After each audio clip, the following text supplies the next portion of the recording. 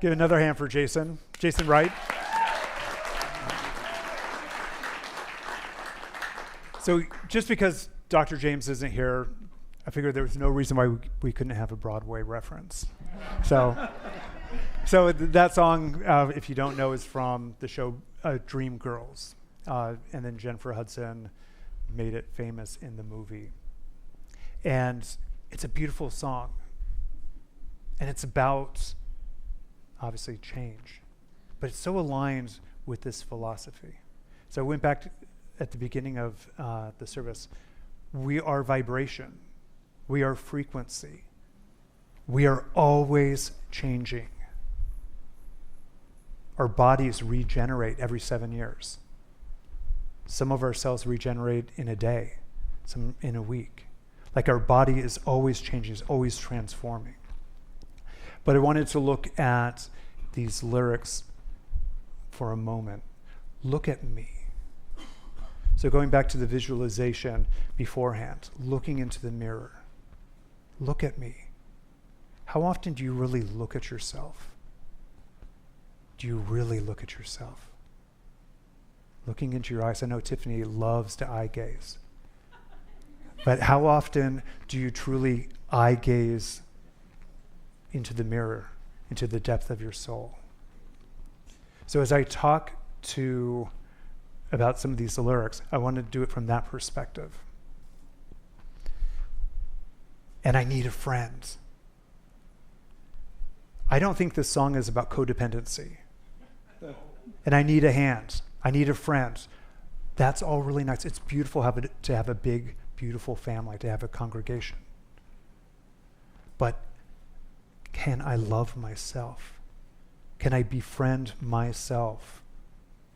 Can I look into the mirror and see the depth of my soul, the wisdom of the entire universe reflected back through that soul to me? And from that, can that be my ally going through life?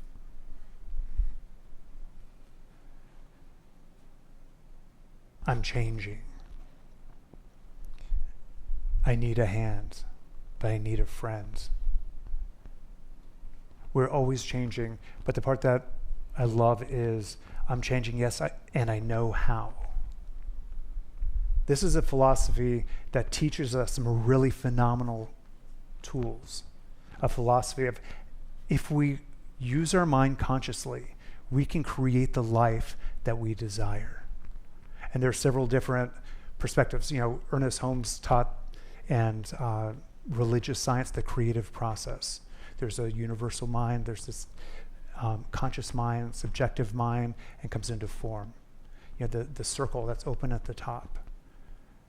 Quantum science, that there are waves and particles of possibility. And by the sheer observation, the sheer attention to it, it will drop into form. Then we also know God's not going to do for us that we can't do for ourselves. So sometimes there's the actual activity of life. Can you find the stillness, the place of quiet reflection, to find that stillness, to listen, to lean in and really listen, and know what's mine to do, and then do it? Our lives are constantly changing. Someone said last week, change is hard. Sometimes. And sometimes we're not even aware of the change that's happening. So the title of my talk is Shapeshifting. Often when I think of shapeshifting, there are those mythic concepts of shapeshifting. The werewolf and some indigenous creatures, indigenous traditions, magicians, ancient spirits. But as we said before, from a metaphysical and quantum view, we're a shapeshifter every moment of our life. As Dr. James was saying, if you don't have the feeling, you need to change that feeling. How do you do that? By looking at your beliefs. Change your thinking, change your life. But as Dr. James was saying, behind the thought is a belief system. So, and I know how.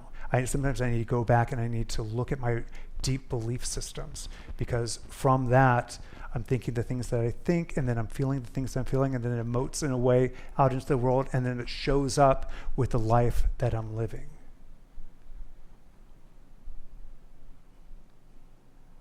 The body is always regenerating, your circumstances are always shifting. So the question is, are you shifting consciously or are you shifting unconsciously? That's the work to be done.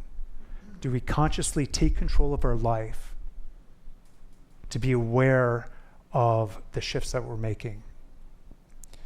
As a nod out to Thor, and we know he loves Superman. And he loves all that. There was in the mid-1970s, I think it was called the Super Friends,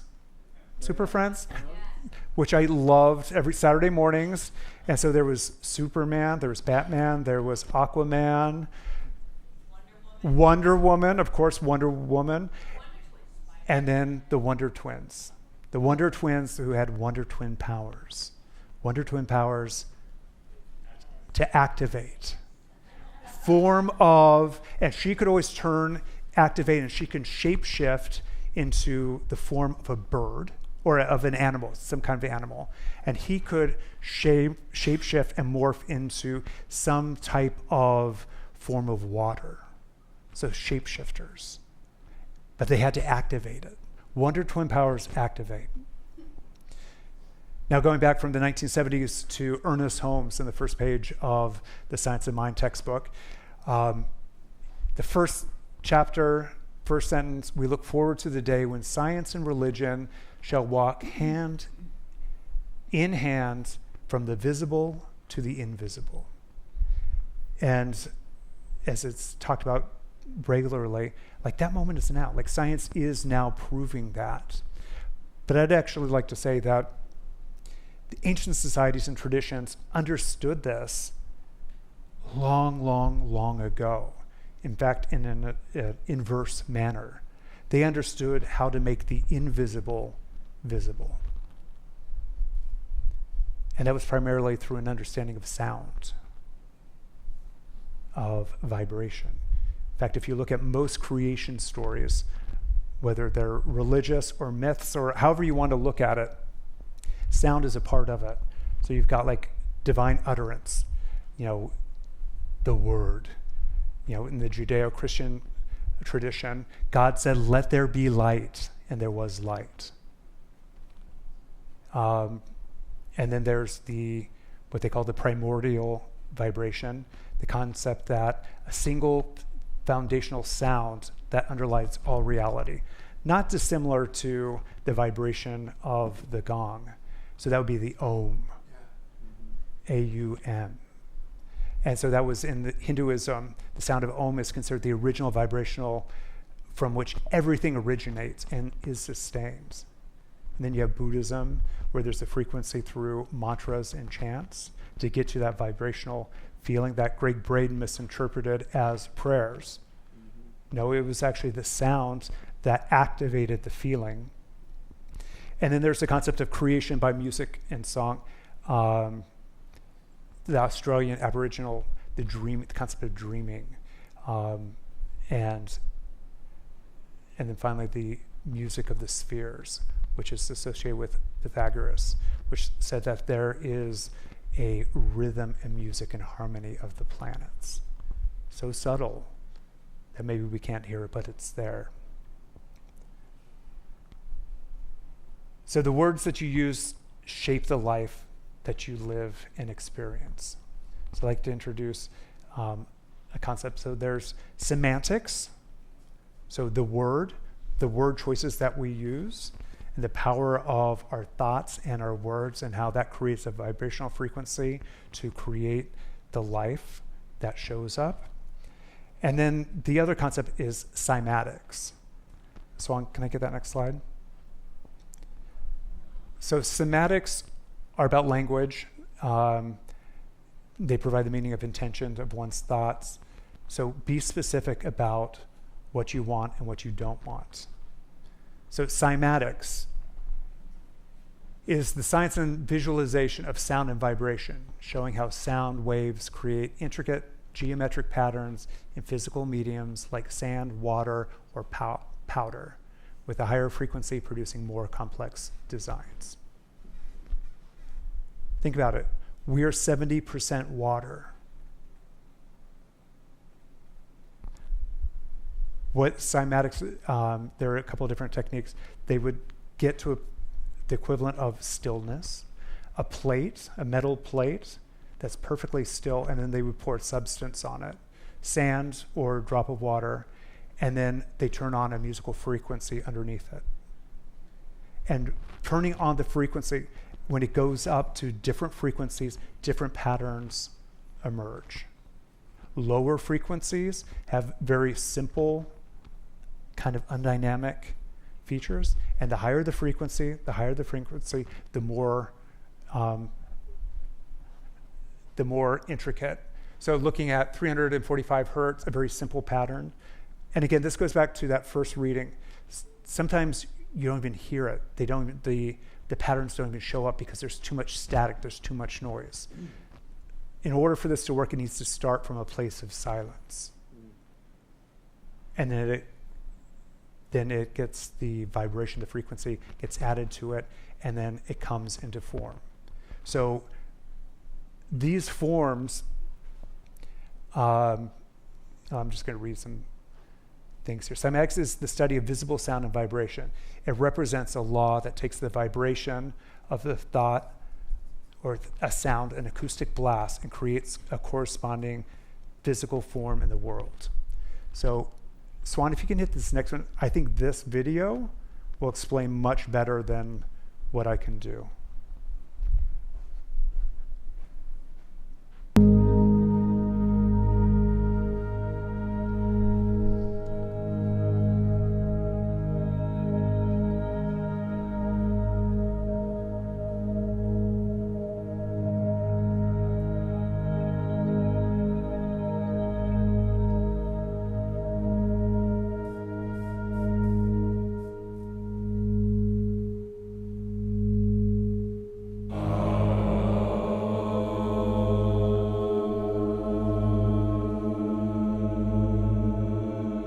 This is the physical form of the chant Om. Om.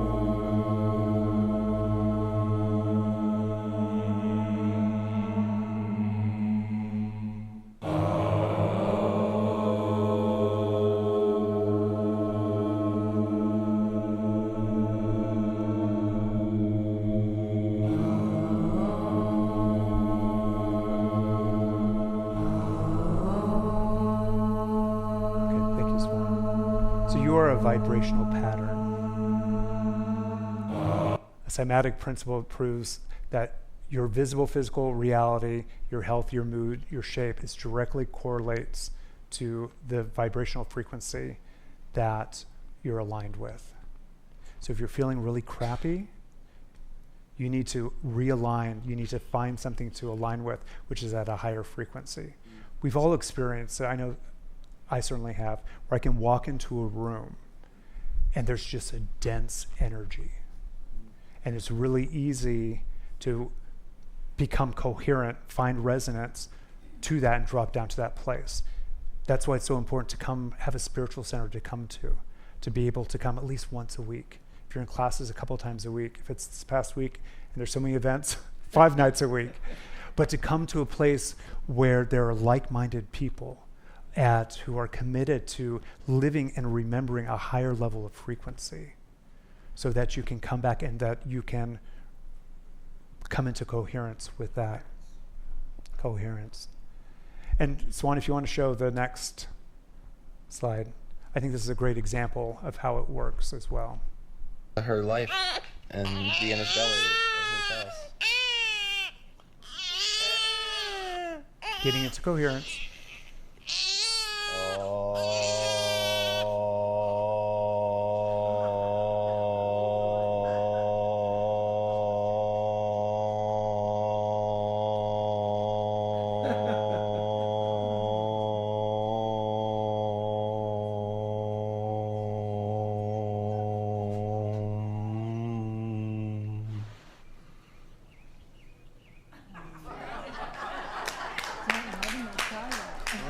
Thank you, Swan. That's how it works. Can you find the calm? Can you, if the calm isn't there, you don't shift and adapt to the negative frequency, whatever the chaos is. You find stillness, and then you, however you need to do, you find that frequency that you want to align with. And when you can align yourself there, others will line up to you. That's shape-shifting. That was with the Om. When we got our puppies last December, end of December, when I went to go pick them up, and Jason and I had fostered a little Chihuahua and a litter of 4 puppies. We didn't know what we were getting into. We thought we were getting one dog and we got the whole litter. But when I was driving home, I had them in the back of my car and they were just crying and squealing, and it was probably a traumatic experience. So I just started oming for probably 20 minutes and they just calmed down. We called the mother Shadow because she literally is my shadow. And I do believe that part of that coherence that we have is directly tied to that oming, that connection. Oh, there's a synergy, there's a coherence that makes me feel safe. That's what that father and child did. So one last sort of practical thing. There's a formula, this is all pretty easy. It's simple. This philosophy, it's really simple. It's not always easy. And yet it could be easy. So there's a concept of perfect being, that highest frequency, that primordial sound. It's always there. We always have access to it. Just as there's always still water, very still in a rushing stream. It's always there. This represents the perfect frequency. Your job is simply, you've got to align with it. How do you do that? You start with stillness. You've got to find a place, to find that equanimity, to find that place where you can experience perfect stillness. That's the equivalent of the metal plate before vibration goes on. You need to set and clear. No noise, be quiet. And then either a mantra, an Om, a tuning fork, something that inspires you from that silence. Connect and align with that. That's the vibrational tone, that's the frequency, that's the sound. And then the result is the cymatics. It's the form, the physical form. Your physical life will manifest in direct correlation to the frequency that you align with. Stillness allows you to receive the perfect frequency, which forces your life's somatic patterns. And I'll end with this. When I was in India maybe 2 years ago, I had many opportunities to step into different temples, different walks of life than what I'm accustomed to. And I walked into a Sikh temple and just dropped into the most beautiful meditation because there was a resonance there. It was really easy to step in and to drop in. But in particular, when I was in Bodh Gaya, which was the place where Buddhism really began, the first Bodhi tree was planted there. And I had the good privilege of hiking into a mountain. Up in the mountain was one of the caves that is said that the Buddha would meditate and go in. And it's kept a vigil, 24/7 for all of these years. And it's a small little cave, and it's hot, and it was sticky, but the vibration, I could feel it before I even stepped in. I stepped in, I sat down, I closed my eyes, and in an instant, synapses, light flashes, and suddenly the image of a young Buddhist boy with a shaved head leaning against the rock. I knew in that moment I had shape-shifted into another lifetime in that experience. And it was a moment. I was in that cave for 2 minutes, but it still shifts me. So and it's remember who you are. I'm that Buddhist. You know, I am the river, I'm the rock. I am the chaos. I'm the regret, I'm the wrinkles, and I'm the smile. So we're all designed to shapeshift into greatness. That's our birthright, greatness. Use stillness to tune the instrument of your soul to its highest, most coherent frequency, and then watch with awe as the cymatic law rearranges your life into the masterpiece that you are.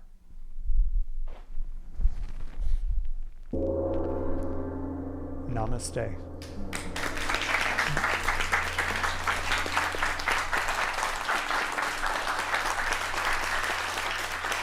Thank you.